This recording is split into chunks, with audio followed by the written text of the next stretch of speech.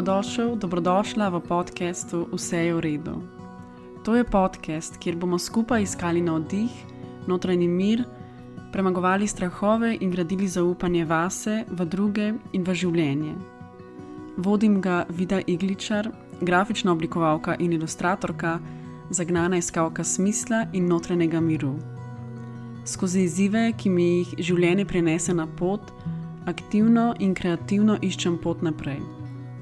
Ob izidu knjige, ki ima prav tako naslov Vse je v redu, sem želela ustvariti še ta navdihujoč in podporni prostor, podcast, kjer upam, da bom skozi razkrivanje svoje ranljivosti in svojih preizkušenj pripomogla k zmanjševanju stigme na področju duševnega zdravja.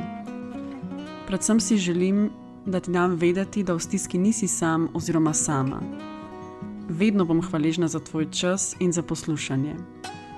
Če bi z menoj želel oziroma želela podeliti, kakšna se ti zdi vsebina, če se v njej najdeš ali te ta nagovori, če imaš kakršnokoli vprašanje, mi lahko pišeš na Instagramu, kjer me najdeš pod imenom Vida Igličar.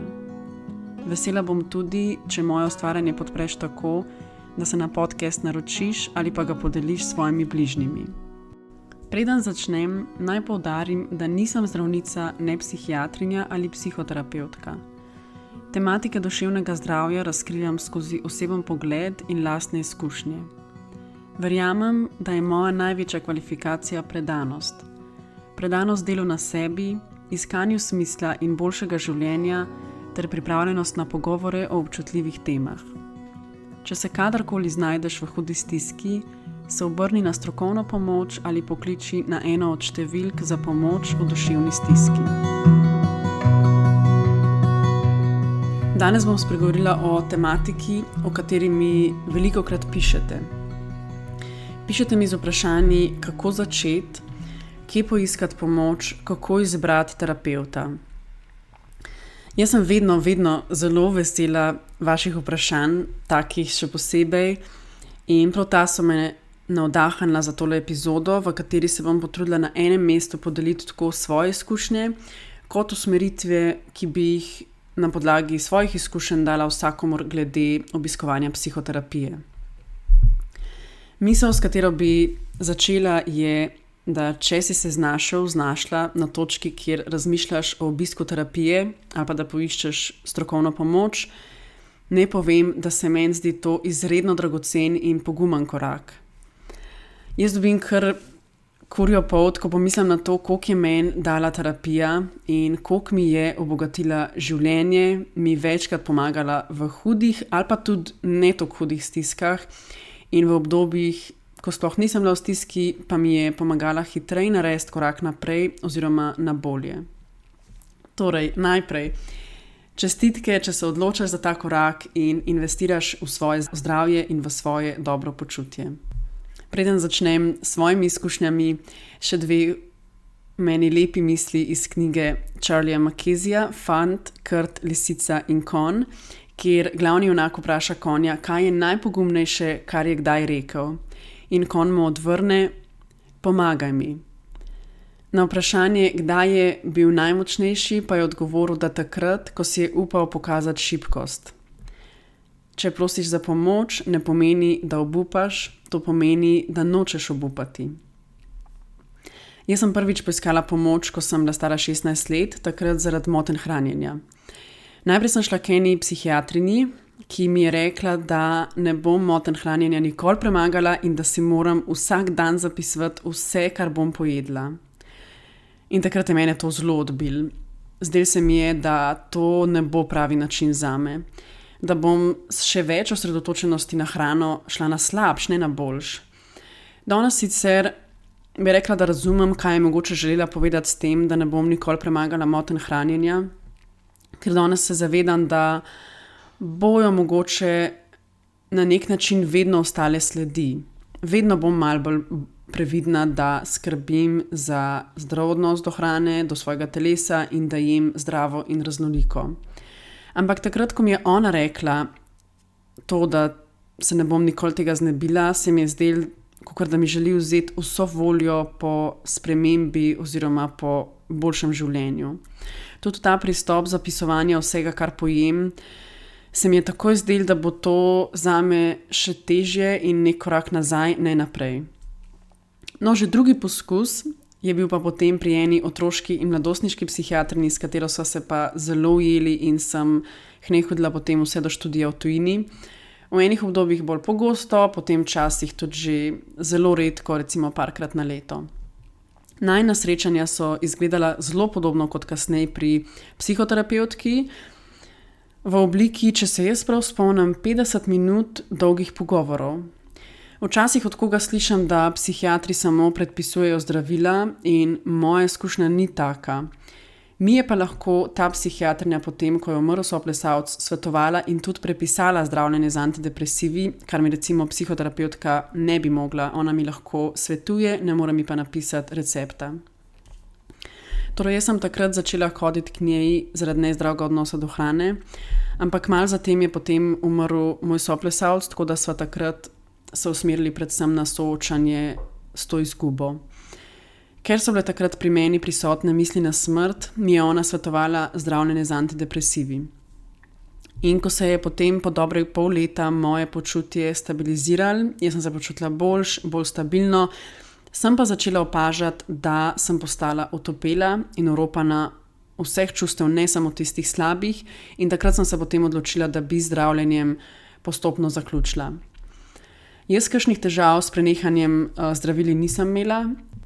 Zanimivo mi je pa bilo, da sem se v obdobju jemanja antidepresivov zredila za 10 kilogramov in prvič v življenju mi je bilo za to vseeno.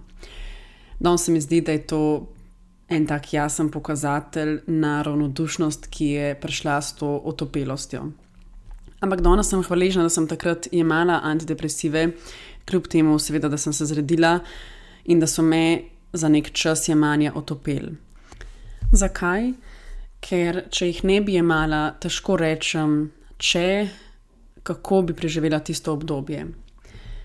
Meni se še vedno zdi ta oblika pomoči koristna, ko je stiska prehuda, da bi dal čas in čakali na rezultate dela v terapiji.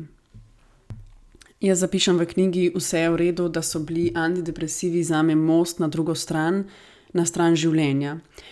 In mene so v tistem obdobju antidepresivi spravili na zeleno vejo, da sem sploh spet začutila željo, da bi se počutila boljš. Bi pa vedno poudarila, antidepresivi bodo lajšali naše simptome stiske, ne bodo pa rešili vzrokov, ki so nas do te stiske pripeljali. Torej, iz moje izkušnje je seveda smiselno kombinirati zdravilo plus absolutno še vedno imeti obliko strokovne pomoči in delati na sebi. Jaz sem to isto psihiatrinjo potem obiskovala vrsto let. Včasih sva si potem že tudi sam napisala kakšen mail in ona je bila na nek način takrat moj varen pristan.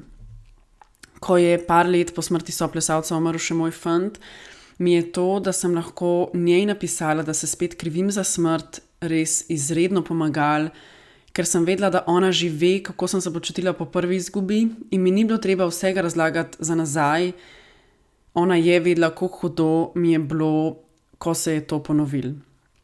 In iz tega razloga se meni zdi krasno, če imamo vzpostavljeno strokovno pomoč, vzpostavljen en odnos s terapevtom, ne samo v času stiske, ampak vedno, da potem, ko pride do ene težke preizkušnje, je tam oseba, ki nam lahko, vsaj meni se tako zdi, hitrejš pomaga, nas mogoče že pozna in ve, kakšni so naši vzorci, naši obrambni mehanizmi, naše šibke točke.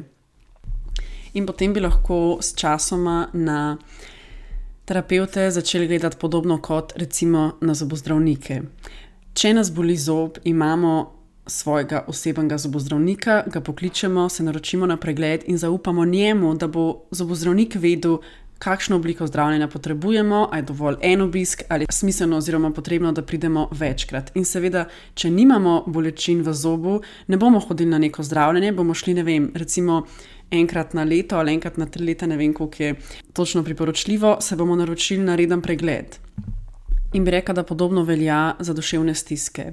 Če je nekaj narobe, če potrebujemo pomoč, zdravljenje, pokličemo terapevta, če pa nimamo težav, pa seveda ni potrebe po zdravljenju. Naslednjič, ko sem se jaz odločila, da poiščem pomoč, je bilo, ko sem se vrnila iz tujine in sem bila v enem nezdravem ljubezenskem odnosu. in ta odnos mi je povzročil veliko stresa. Zelo sem si takrat želela, da bi zveza stekla, ampak ni šlo. In takrat sem govorila z eno prijateljico od svoje prijateljice, ki je bila prav tako takrat v enem takem podobnem odnosu, v katerem je vztrajala, čeprav se je zaradi odnosa veliko časa počutila slabo. In ona je obiskovala eno psihoterapevtko, s katero je bila zelo zadovoljna in mi jo je priporočila. Ona žal ni sprejemala novih in mi je priporočila eno drugo in prav k njej sem potem začela takrat hoditi in še danes ji rečem moja terapevtka, čeprav trenutno nisem v obdobju obiskovanja psihoterapije. Ona mi je bila pomoč potem tako v tistem obdobju, ko sem potem zaključila zvezo, pa potem še v obdobju izgorelosti in soočanja s tesnobo. Pogosto me vpraša kdo, kako najdeš oziroma izbereš terapevta. Meni se zdita pomembna dva kriterija. Prvi je izobrazba oziroma strokovno znanje, da ima zaključen primeren študij. Drugo je pa preprosto kemija, torej ujemanje v odnosu terapevt-klient, česar ne moreš oceniti ali pa predvideti na podlagi življenjepisa ali pa nekega priporočila. Jaz sem s to svojo terapevtko že po prvem klicu, ko sem ji povedala za svoje izzive, začutila, da mi je dala nek odziv, ki me je pomiril in to sem takrat iskala. Jaz osebno z zaupanjem terapevtu nisem nikoli imela težav. Vedno se mi je zdelo, da če že grem po pomoč, poleg tega še plačam za to, da seveda bom vse iskreno povedala tako, kot je. Vem pa, da ni vsem to vedno enostavno. Zato se mi zdi še en kriterij glede izbire terapevta pomemben to, da moramo imeti občutek varnosti, da bomo terapevtu res iskreno povedali svoje težave in da bomo potem tudi zaupali njegovi oziroma njeni presoji, ko nam bo nekaj svetovala in nas bo usmeril in vodil čez proces terapije. Moramo zaupati, da ta oseba ve, kako se to dela, koliko časa je potrebnega, kakšne korake je smiselno delati. Še ena izkušnja s strokovno pomočjo, ki jo rada podelim, pa so brezplačne delavnice, ki jih organizirajo zdravstveni domovi. Jaz sem obiskovala pogovorno-izobraževalne brezplačne delavnice spoprijemanja s tesnobo in enkrat sem obiskala delavnico tehnike sproščanja. Kar vem je, da obstajajo še delavnice za stres, ne vem, mogoče najbrž imajo pokrito še kakšno drugo tematiko. Te delavnice vključujejo 4 srečanja in jaz jih res z veseljem priporočam, če se mogoče srečuješ s tesnobo ali pa te zanimajo praktične, enostavne vaje, s katerimi se lahko sprostiš. Te delavnice niso nek intenziven, poglobljen proces in ni primerljiv z obiskovanjem psihoterapije, je pa lahko en krasen začetek. Jaz sicer nimam sama izkušnje s skupinskimi psihoterapijami, ampak bi rekla, da so te delavnice na nek način podobne, ker je tam več ljudi in potem seveda je sicer odvisno od skupinske dinamike, koliko kdo osebno podeli svoje doživljanje, ampak meni se je zdelo krasno na teh srečanjih tudi to, da sem tam slišala izkušnje in doživljanje drugih, ki so se tudi srečevali s tesnobo. Sem šla pa še v tistem obdobju intenzivne tesnobe na logoterapevtski vikend, kjer sem se bolje spoznala z logoterapijo in tudi to je bil en pomemben korak na tisti moji poti. To je bilo sicer enkratno srečanje oziroma trajalo je en vikend, sem pa tam dobila ogromno enih navdihujočih informacij. Ta vikend je vodil logoterapevt Martin Lisec. In logoterapija, katere utemeljitelj je dr. Viktor Frankl. Logoterapija sloni na zdravljenju duševnosti z odkrivanjem smisla. Frankl je preživel holokaust in je o svojih izkušnjah v različnih koncentracijskih taboriščih med drugimi napisal tudi avtobiografsko uspešnico z naslovom Človekovo iskanje najvišjega smisla. Logoterapija stremi k sprejemanju tistega dela življenja, nad katerim nimamo vpliva, in k prevzemanju odgovornosti oziroma uživanju svobode v tistem delu, ki pa preostane. Večkrat sem tudi dobila vprašanje, kdaj sploh poiskati pomoč. Meni se zdi, da takrat, ko začnemo opažati, da nam določena stiska začenja posegati v naš vsakdan, da težko opravljamo vsakodnevne naloge. Ko se nam zdi, da nam obvladovanje stresa oziroma stiske ne gre in da bi potrebovali pomoč. Obenem se mi zdi tudi smiselno poiskati pomoč, če kdaj obtičimo ali pa ne znamo naprej, če se počutimo izgubljene. Jaz bi rekla, da vsaj ko ne gre za neke res hude, življenjsko ogrožajoče situacije, ni prave ali pa napačne situacije za obisk psihoterapevta. Če čutiš, da bi ti lahko terapevtska podpora koristila pri soočanju s kakršnimikoli težavami ali pa izzivi v življenju, je potem to smiselno. Najbrž pa je smiselno poudariti to, da je psihoterapija pri nas plačljiva. Tako da, če se znajdemo v stiski, se seveda obrnemo tudi na osebnega zdravnika, ki resnost našega stanja oceni in nas lahko napoti ali do kliničnega psihologa ali psihiatra. In tudi osebni zdravnik je tisti, ki nas napoti na te delavnice, ki sem jih omenjala, ki jih organizirajo zdravstveni domovi. Meni se zdi, da je vsekakor strokovna pomoč smiselna pri depresiji, tesnobi, izgorelosti, težavah v odnosih z drugimi ali pa seboj, če gremo čez težje obdobja izgube ali pa imamo veliko stresa v življenju in nam lahko nekdo strokovno usposobljen pomaga z nekimi tehnikami, kako ta stres obvladati in razviti veščine za soočanje. Se bom pa na tej točki dotaknila še enega težkega vprašanja, vsaj meni, če priporočam kakšnega terapevta oziroma terapevtko. Na to vprašanje nisem bila prepričana, če bi sploh odgovarjala, ker se mi zdi to toliko težko oziroma ne želim z odgovori kogarkoli zavajati ali pa biti pristranska. Bom tekom odgovora tudi podelila, zakaj sem se potem premislila in zdaj vsem to odgovarjam. Jaz ne bom poimensko izpostavljala svojih terapevtov, ker bi bilo to pristransko. In tudi, ker želim govoriti oziroma pisati o sebi, o svoji izkušnji in ne s tem označevati koga drugega. Sem pa v želji, da ponudim kakšen koristen odgovor ali pa napotek, sem se obrnila na Kajo Strniša iz Brst psihologije in jo vprašala, če obstaja kakšen javen seznam ustrezno usposobljenih terapevtov. In Kaja mi je prijazno poslala nekaj linkov in ko sem jih šla pogledat in na hitro preletela, sem se skrparila za glavo, koliko je enih terapevtov, enih obrazov, ki ti z uporabo ene fotografije, ki je ponavadi zraven vsakega terapevta na teh spletnih straneh, res ne izvemo veliko, kdo so ti terapevti, kakšna je njihova energija, kako govorijo, a so energični, a so umirjeni. Skratka, ta poplava terapevtov, ki se jaz iskreno prej nisem zavedala, ker nikoli nisem iskala terapevta na ta način, da bi šla na te spletne strani, to me je nagovorilo, da vseeno kakšen odgovor ponudim. Ker če pomislim, da bi bila jaz zdaj sama na točki, kjer nimam še izkušnje s psihoterapije in da ne bi imela svoje terapevtke in zdaj bi na internetu koga iskala, res ne vem, kako bi se odločila. Vsem bom podelila 2 linka, ki mi jih je Kaja poslala. En je mojpsihoterapeut.si, kjer najdeš tudi Martina Lisca, ki je vodil tisti logoterapevtski vikend, ki sem ga jaz obiskala. Torej, on ni moj terapevt, sem ga pa na tistem logoterapevtskem vikendu imela priložnost spoznati in mi je v par dneh odprl pogled glede številnih stvari. Potem je še spletna stran Društva za vedenjsko in kognitivno terapijo Slovenije, društvo-vkt.org, kjer najdeš tudi seznam terapevtov, med drugimi tudi Branko Strniša, ustanoviteljico Brst psihologije, kjer skupaj s Kajo med drugimi organizirata tudi delavnice, imata pa tudi svoj podcast.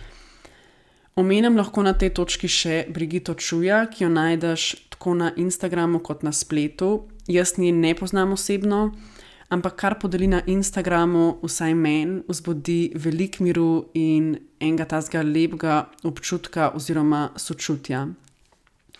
In ob tem pomislim, kako krasno je, če so terapevti vsaj malo prisotni na spletu ali pa imajo objavljen kakšen svoj video, da se na podlagi tega lažje odločiš, a ti je občutek glede te osebe prijeten, a se ti zdi, da bi lahko zaupal svoje težave. Če si v iskanju svojega terapevtka oziroma terapevtke, mogoče preveriti sezname ljudi in bod pozorna tudi na smer oziroma izobrazbo, ker poznamo številne različne pristope terapiji. Ponavadi terapevti na svoji strani tudi napišejo malo o sebi, o svojem pristopu, katere teme pokrijejo in se mi zdi, da na podlagi tega tudi lahko malo začutiš, a ti je njihov odnos in pristop blizu. Jaz iskreno upam, da sem te vsaj malo usmerila. Upam, da se bo tudi trg psihoterapije pri nas čim prej uredil, da bo dostopen tudi na napotnico in da bo jasno zamejeno, katere izobrazbe so primerne za to strokovno pomoč in katere ne. Kot vedno pa za konec še ena meni ljuba misel, tokrat od Franka Zappe. Je kot padalo. Ne deluje, če se ne odpre.